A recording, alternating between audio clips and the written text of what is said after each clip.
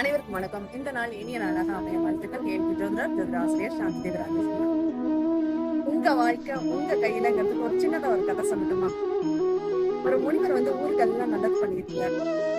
இந்த நல்லதை ஊருக்கு பண்ணாவே 4 பேருக்கு பிடிக்காது இல்லையா? அந்த மாதிரி ஒரு 4 பேர், அதுல ஒரு 2 பேரு இந்த முனிவரை எப்படியாவது மக்கள்கிட்ட மாற்றி நம்ம இவருக்கு மட்டும் எப்படி நல்ல பேர் இருக்கு அப்படின்னு நினைச்சிருக்கோம்.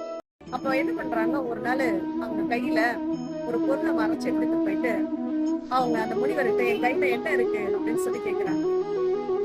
அவருக்கு நானும் தெரிஞ்சவர் தானே, அவருக்கு தெரிஞ்சு போச்சு அந்த கையில என்ன இருக்குன்னு.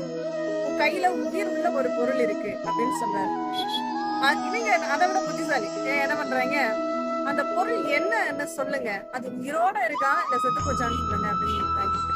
அது உன் கையில தான்ப்பா இருக்கு, நான் உசுரோட இருக்குன்னு சொன்னா நீ கையை இறுக்கி மூடி கொண்டு போடுவ, நீ இறந்து போச்சுன்னு சொன்னா விரிச்சு காமிச்சு உசுரோட இருக்குன்னு சொல்லுவ அப்படின்னு சொல்லியிருக்காரு. ரொம்ப ஆச்சரியமா அவன் அப்பதான் அவரு நல்லதான் பண்றாரு, அவருக்கு உண்மையிலேயே சக்தி இருக்குன்னு அவங்க 2 பேரும் புரிஞ்சுட்டாங்க. அது என்ன பொருள் தெரியுமா? இதான் என் கையில இருக்கு பாருங்க, பட்டாம்பூச்சி. அந்த பட்டாம்பூச்சி தான் அவங்க 2 பேரும் அந்த செக்கப்காக வச்சிருந்தது. அந்த முனிவரனுடைய அமைப்புல கையில உள்ளது பட்டாம்பூச்சி. அதை நீ இறுக்கி பிடிச்சுன்னா அது இறந்து போயிடும், நீ விட்டுட்ட அப்படின்னா பறந்து போயிடும். அது இருந்த இருக்கிறதும் அந்த பறந்து போறதும் உன்னுடைய கையில தான் இருக்கு அப்படிங்கிறத காமிச்சாங்க. இந்த பட்டாம்பூச்சியை பார்த்தோம்னா இந்த கதையை அவங்க கூட ஷேர் பண்ணணும்னு தோணுச்சு. அதனாலதான் இந்த கதை.